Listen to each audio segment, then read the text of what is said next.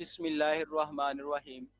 Assalamu alaikum, dear student. Dear student, today we will discuss about that of RNA, means ribonucleic acids. आज के इस lecture के अंदर हम डिस्कस करेंगे आरएनए यानी राइबोन्यूक्लिक एसिड्स। सेकंड चैप्टर का लास्ट लेक्चर आज जो हम डिस्कस करेंगे वो है आरएनए। अब like DNA, RNA is a polymer of ribonucleotides. जिस तरह डीएनए था, आरएनए भी इसी तरह पॉलीमर है किसका, राइबोन्यूक्लियोटाइड्स। अब राइबोन्यूक्लियोटाइड्स हमने प्रीवियस लेक्चर के अंदर डिस्कस कर लिया था। The RNA molecules occur as a single strand which may be folded back on itself. अब आरएनए क्या है, सिंगल स्ट्रैंड की फॉर्म के अंदर होता है, ठीक है। अब आरएनए मॉलिक्यूल जो सिंगल स्ट्रैंड ये फॉर्म के अंदर पाया जाता है, लेकिन उसके साथ साथ ये क्या, फोल्ड बैक, आपने खुद ब खुद ये फोल्ड बैक हो जाता है इटसेल्फ, यानी ये खुद ब खुद इसकी फोल्डिंग हो जाती है। तो इसकी वजह से to give double helical characteristic, जब ये फोल्डिंग बैक हो जाता है तो इसके वजह से ये इसने कौन सी कैरेक्टरिस्टिक देनी होती है, डबल हेलिकल कैरेक्टरिस्टिक। याद रखना डीएनए डबल स्टैंडर्ड है लेकिन आरएनए सिंगल स्टैंडर्ड है। आरएनए खुद ब खुद क्या फोल्ड बैक हो जाता है, तो उसकी वजह से ये कौन सी कैरेक्टरिस्टिक दे सकता है, डबल हेलिकल कैरेक्टरिस्टिक्स। अब अगर हम बात करें, इसके अंदर नाइट्रोजनस बेसिस हो सकती हैं। अब इसके अंदर जिस तरह हमने कहा डीएनए के अंदर नाइट्रोजनस बेसिस है adenine, guanine, cytosine and thiamine, लेकिन याद रखें इसमें थायामीन की जगह यूरासिल आ जाएगा। ये देखें कि इसके अंदर cytosine, guanine, uracil and adenine है। देखें the nitrogenous bases form the usual complementary pairing. अब इसमें नाइट्रोजनस बेसिस है, वही नाइट्रोजनस बेसिस फॉर्म कर रही हैं कॉम्प्लीमेंट्री पेयरिंग विज नेमली, जिनके नाम है साइटोसिन सी से स्टार्ट किया है, guanine G, uracil you, adenine A, ठीक है। ये इसके अंदर नाइट्रोजनस बेसिस हैं किसके अंदर, आरएनए के अंदर। देखिए RNA is synthesized by DNA in a process known as transcription. अगर हम बात करें कि क्वेश्चन आता है what is meant by transcription, इसमें है कि आरएनए बनता है किससे, डीएनए से। डीएनए से जो आरएनए बनता है यानी डबल स्ट्रक्चर से, डबल स्टैंडर्ड से जो सिंगल स्ट्रैंड बनेगा, डबल स्ट्रैंड डीएनए से जो सिंगल स्ट्रैंड आरएनए बनेगा, उसको क्या कहेंगे, ट्रांसक्रिप्शन। अब types of RNA, three types of RNA हैं। देखें three main types of RNA, ठीक है। Messenger RNA, messenger RNA abbreviated as mRNA, transfer RNA abbreviated as tRNA, and ribosomal RNA abbreviated as rRNA are recognized। यानी ये three main types है जो हम sequence wise इसको ब्रीफली डिस्कस कर लेंगे। All these three types of RNAs are synthesized from DNA. अब ये जो तीनों टाइप्स हैं ये किससे सिंथेसाइज हो रही हैं, डीएनए से। इसी को हमने क्या कहा है, ट्रांसक्रिप्शन। अब synthesize from DNA in the nucleus, अब न्यूक्लियस के अंदर, and then are moved out in the cytoplasm to perform their specific functions.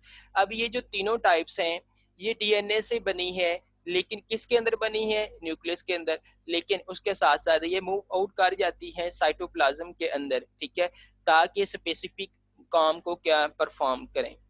सबसे पहले है मैसेंजर आरएनए, जैसा कि नाम इनसे जाहिर है मैसेज। ये मैसेज किधर से आएगा, डीएनए से आएगा, तब जाके ये मैसेंजर आरएनए क्या प्रोटीन सिंथेसाइज करेगा। देखें as the name indicate it takes the genetic message from the nucleus to the ribosomes. अब ये जो क्या है जेनेटिक मैसेज ले रहा है किधर से, न्यूक्लियस से। न्यूक्लियस के अंदर क्या है कि डीएनए से ये जेनेटिक मैसेज ले रहा है, किसको दे रहा है, राइबोसोम्स को। अब राइबोसोम्स किधर है, देखें to the ribosomes in the cytoplasm to form particular protein, जिसकी वजह से मखसूस प्रोटीन बन रही है। इसी को हमने कहेंगे कि डीएनए से मैसेंजर आरएनए बना, मैसेंजर आरएनए से जो प्रोटीन बनेगी उसको क्या कहेंगे, ट्रांसलेशन। अब ये जो है मैसेंजर आरएनए क्या है, पार्टिकुलर मैसेज ले रहा है न्यूक्लियस से। अब ये जो मैसेज दे रहा है किधर से, साइटोप्लाज्म में मौजूद राइबोसोम्स को। अब ये राइबोसोम से जो पार्टिकुलर प्रोटीन तैयार करनी है, तो ये जो फिनोमेना होगा उसको क्या कहेंगे, ट्रांसलेशन। याद रखे हैं मैसेज आ रहा है डीएनए से, उस मैसेज की बेस पर क्या है, प्रोटीन बन रही है, लेकिन बन किससे रही है, राइबोसोम से।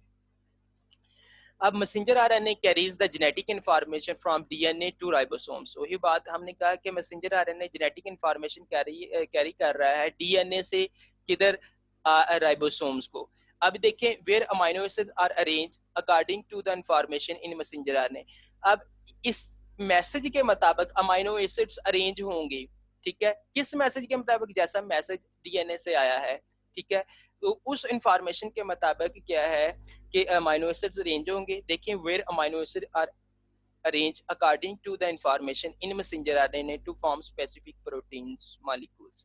अब इंफॉर्मेशन आई है डीएनए से जैसी मैसेज आया, उस इंफॉर्मेशन के मुताबिक मैसेंजर आरएनए ने अरेंज करना है अमाइनो एसिड्स को। जब अमाइनो एसिड अरेंज होंगी तो उस मैसेज के मुताबिक प्रोटीन मॉलिक्यूल्स बन जाएंगे। लेकिन प्रोटीन मॉलिक्यूल्स को बनने में ये इनके कौन हेल्प कर रहा है? राइबोसोम।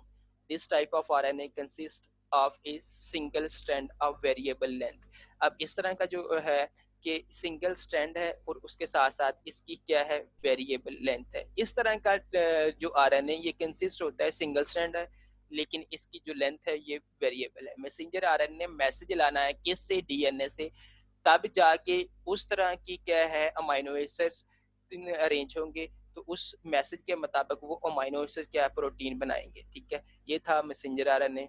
अब ये जो मैसेंजर आरएनए है, its length depend upon the size of the gene as well as the protein. अब इसकी जो लेंथ है ये डिपेंड कर रही है साइज ऑफ द जीन के ऊपर। ये जो लेंथ है इसकी, size of the gene as well as the protein for which it is taking the message. जैसा मैसेज आएगा, ठीक है, प्रोटीन जो बनेगी वो उस मैसेज के तहत उतनी ही उसकी लेंथ होगी। देखें, it's length depend upon the size of the gene. अब उस जीन के मुताबिक उसका साइज होगा जिधर से पैगाम आया है, as well as the protein for which it is taking the message. जैसा मैसेज प्रोटीन के पास आया तो उसके मुताबिक ये मैसेंजर आरएनए अरेंज होगा, उस तरह की क्या है ये प्रोटीन बनाएगा। For example, for a protein molecule of 1000 amino acid, messenger RNA will have the length 3000 nucleotide. अगर 1000 अमाइनो एसिड अरेंज हो रहे हैं प्रोटीन को मॉलिक्यूल को बनाने के लिए, तो मैसेंजर आरएनए की लेंथ कितनी होगी? उसके अंदर कितने न्यूक्लियोटाइड होंगे? 3000 न्यूक्लियोटाइड उसके अंदर होंगे। यानी मैसेंजर आरएनए के अंदर 3000 न्यूक्लियोटाइड होंगे, तो तब जाके 1000 अमाइनो एसिड्स अरेंज होंगे तो प्रोटीन का मॉलिक्यूल्स बनेगा। ये मैसेंजर आरएनए दिखाया गया है। ठीक है, जो मैसेज लेके आ रहा है डीएनए से। अब देखें, messenger RNA is about 3 to 4% of total RNA in the cell. ये याद रखना है कि messenger RNA 3 to 4% total RNA का है। ठीक है, अब ये था मैसेंजर आरएनए। अब नेक्स्ट वन है ट्रांसफर आरएनए। इसने ट्रांसफर करना है किसको? राइबोसोम्स को। किसके मुताबिक? जैसा पैगाम आया। देखें, it comprises about 10 to 20% of the cellular RNA. ये कंप्राइजेस है कितना? 10 to 20% किसका? सेलुलर आरएनए का। हमने मैसेंजर आरएनए का कहा 3 to 4% है, लेकिन ये क्या है? 10 to 20% है किसका? सेलुलर आरएनए का। Transfer RNA molecules are small each with chain length. इसके अंदर चेन लेंथ होगी 75 to 90 न्यूक्लियोटाइड। उसके अंदर हमने मैसेंजर आरएनए का अंदर कहा था कि 3000 न्यूक्लियोटाइड हो सकते हैं। ये समाल है, इसके अंदर क्या है? 70 to 90 न्यूक्लियोटाइड्स हो सकते हैं। It transfers amino acids molecule to the sites where peptide chains are being synthesized। अब इस ट्रांसफर आरएनए का यही काम है कि इसने ट्रांसफर करना है अमाइनो एसिड्स को उस जगह पर जिधर क्या है पॉलीपेप्टाइड चेन सिंथेसाइज हो रही होगी। यही इसका मेन फंक्शन है। There is one specific transfer RNA for each amino acid. हर अमाइनो एसिड के लिए एक स्पेसिफिक ट्रांसफर आरएनए होगा। ये specific transfer RNA specific amino acid के लिए होगा, लेकिन उस अमाइनो एसिड को उस जगह पर भेजेगा जिधर पॉलीपेप्टाइड चेन्स क्या है सिंथेसाइज हो रही होगी। So the cell will have at least 20 kinds of transfer RNA molecules। अगर हम बात करें कि एक सेल के पास कितने ट्रांसफर आरएनए होंगे, 20 types of 20 kinds of transfer RNA। एक सेल के पास 20 kinds of transfer RNA molecules हो सकते हैं। Transfer RNA picks up amino acids and transfer them to ribosomes. अब ये जो ट्रांसफर आरएनए क्या करता है? पिकअप करता है अमाइनो एसिड्स को। अब उसके साथ साथ पिकअप करने के साथ साथ ये ट्रांसफर कर देता है किसको? राइबोसोम्स को, where they are link to each other to form protein. तो उधर जाके ये क्या है? लिंक करते हैं। ठीक है, तो लिंक करने के साथ साथ इसने क्या फिर क्या बन जाती है? प्रोटीन बन जाती है। ट्रांसफर आरएनए ने क्या करना है? अमाइनो एसिड को पिक करना है, वो ट्रांसफर कर देता है किसको? राइबोसोम्स को। वो राइबोसोम्स की जगह पर क्या है, ये क्या है, अरेंज हो जाते हैं, लिंक हो जाते हैं। जब ये लिंक हो जाते हैं तो इसी अरेंजमेंट की वजह से राइबोसोम्स के ऊपर जो अमीनो एसिड की अरेंजमेंट हो रही है, तो पॉलीपेप्टाइड चेन बनेगी, वही पॉलीपेप्टाइड चेन क्या फॉर्म कर देगी, प्रोटीन कर देगी, प्रोटीन सिंथेसाइज हो जाएगी। अब लास्ट वन है राइबोसोमल आरएनए, ठीक है। It is the major portion of RNA in the cell. Cell के अंदर आरएनए का जो मेजर पोर्शन है वो क्या है, ribosomal RNA. And may be up to 80% of total RNA. ये कितना है, 80% है कितना, टोटल आरएनए का। It is strongly associated with the ribosomal protein. अब ये जो स्ट्रॉन्गली एसोसिएटेड होता है किसके साथ, मजबूती से एसोसिएटेड होता है किसके साथ, ribosomal protein, where 40 to 50% of its present, जहां इसका 40 to 50% प्रेजेंट होता है, यानी राइबोसोमल प्रोटीन के पास इसका 40 to 50% हिस्सा मौजूद होता है। It act as a machinery for the synthesis of protein. अब ये एक्ट कर रहा है, राइबोसोमल आरएनए ही क्या है, एक्ट कर रहा है किस मशीनरी के तौर पर, ताकि प्रोटीन को सिंथेसाइज किया जा सके।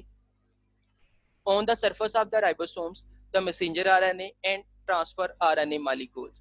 अब राइबोसोम्स की सरफेस के ऊपर मैसेंजर आरएनए और उसके साथ साथ transfer RNA molecules interact to translate the information from genes into specific. ये इंटरेक्ट करते हैं, ठीक है, और उसके साथ साथ ट्रांसलेट करते हैं इंफॉर्मेशन किधर से, जीन से, तो उस इंफॉर्मेशन के मुताबिक प्रोटीन को सिंथेसाइज कर देते हैं। अब राइबोसोम्स के ऊपर मैसेंजर आरएनए और ट्रांसफर आरएनए दोनों इंटरेक्ट करेंगे। इंटरेक्ट करने के साथ साथ इन्होंने ट्रांसलेट करना है, ट्रांसलेट किसकी करनी है, इंफॉर्मेशन, लेकिन जो ट्रांसलेशन होगी उसकी इंफॉर्मेशन जीन्स के मुताबिक होगी, तो उसके मुताबिक क्या है, प्रोटीन सिंथेसाइज हो जाएगी। ये था इधर तक, यानी लास्ट वन राइबोसोमल आरएनए, यानी राइबोसोमल आरएनए की लास्ट टाइप्स थी, यानी आरएनए की लास्ट टाइप थी वो क्या है, राइबोसोमल आरएनए। अब नेक्स्ट वन है कॉन्जुगेटेड मॉलिक्यूल। कॉन्जुगेटेड मॉलिक्यूल को हमने फर्स्ट यानी स्टार्टिंग वाले लेक्चर्स के अंदर भी डिस्कस किया था, आप भी देख लेते हैं। Two different molecules belonging to different categories usually combined together to form conjugated molecules. अब इसके अंदर टू डिफरेंट मॉलिक्यूल्स हैं, ये बिलोंग करते हैं टू क्या है, डिफरेंट कैटेगरी, ठीक है। टू डिफरेंट मॉलिक्यूल होंगे लेकिन इनकी डिफरेंट कैटेगरी होगी, लेकिन कंबाइन करेंगे, कंबाइन टुगेदर, और उसके साथ साथ क्या फॉर्म कर देंगे, conjugated molecules. Carbohydrates may combine with protein to form glycoprotein. अब कार्बोहाइड्रेट्स क्या है, कंबाइन करेंगे प्रोटीन के साथ, तो उन्होंने क्या करना है, ग्लाइकोप्रोटीन्स, और with lipids to form glycolipids. अब अगर हम बात करें कि कार्बोहाइड्रेट्स कंबाइन कर रहे हैं प्रोटीन के साथ, तो इसने क्या बना दिया, ग्लाइकोप्रोटीन। यानी कार्बोहाइड्रेट्स क्या है, ग्लूकोज प्रोटीन के साथ कंबाइन करेंगे तो ग्लाइकोप्रोटीन्स बन जाएगा। इसी तरह हमने अगर बात करें लिपिड्स की, तो वही लिपिड्स क्या है, यानी लिपिड विद, अब अगर हम यही कार्बोहाइड्रेट अगर कंबाइन करेंगे लिपिड्स के अंदर, यानी ग्लूकोज कार्बोहाइड्रेट्स है वो लिपिड्स के साथ कंबाइन करेगा, तो इसने क्या फॉर्म कर देना है, ग्लाइकोलिपिड्स। अब ग्लाइकोप्रोटीन और ग्लाइकोलिपिड्स ये दोनों क्या है, कॉन्जुगेटेड मॉलिक्यूल्स हैं। Most of the cellular secretion are glycoprotein in nature. अब सबसे ज्यादा सेलुलर सेक्रेशन जो होती है किस फॉर्म के अंदर होती है, ग्लाइकोप्रोटीन इन नेचर, ठीक है।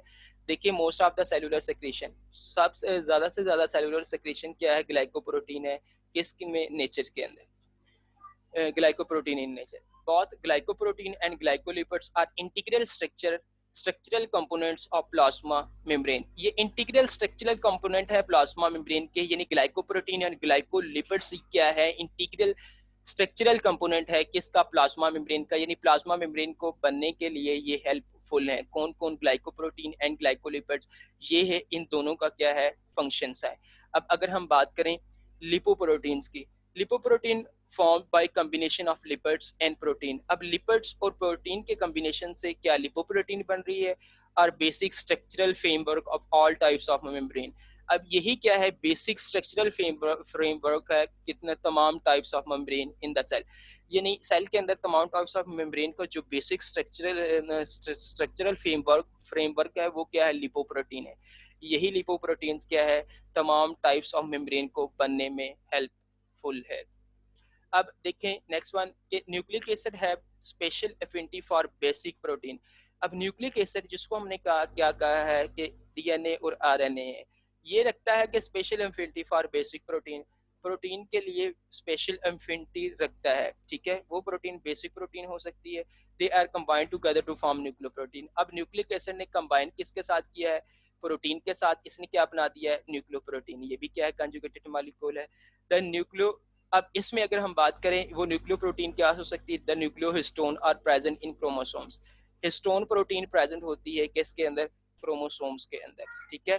अब यही जो हिस्टोन प्रोटीन कौन सी है, न्यूक्लियोहिस्टोन प्रोटीन। देखिए the nucleohistone are present in chromosome.